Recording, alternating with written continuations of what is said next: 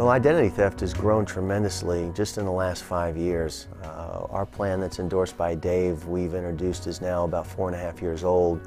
We spent about 1.5 years in development, and the amount of activity related to people becoming a victim of identity theft, the data breaches that are occurring, has just grown tremendously. It's become really a staple of what most people have to consider as an element of protection that every household should have in place. The main problem that we have out there is identity theft is much broader than what most people consider. Everybody wants to focus on identity theft being either new account fraud or some type of misuse of existing credit card.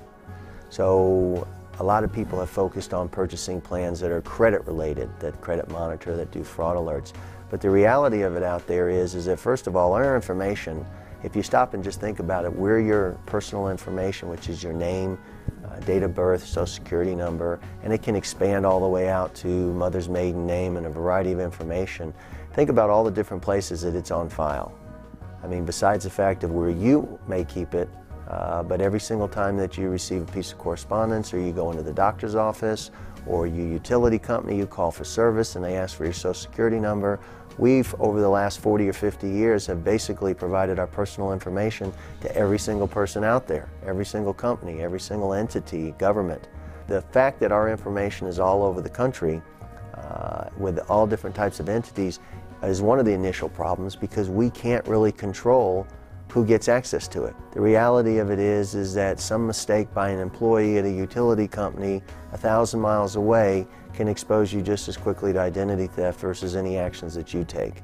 So the reality is that some breaches occur that are totally unintentional, and then you have the other breaches that do occur by hackers, and we've seen a multitude of those occurring. TJ Maxx, Hannaford Brothers, we've even had several of the data processors for MasterCard and Visa have been hacked into and have lost client information. So the ability for an individual to actually protect themselves against identity theft is very, very small. The other thing to keep in mind about identity theft is that it occurs in places other than just financial related transactions. Everybody wants to focus on, oh, they're going to get a credit card, they're going to establish an account in my name, and then I'm going to be responsible for that. And the first advice we give to everybody is you're never responsible for the actions of a identity thief, but you're responsible, or it's going to be necessary for you to deal with cleaning it up.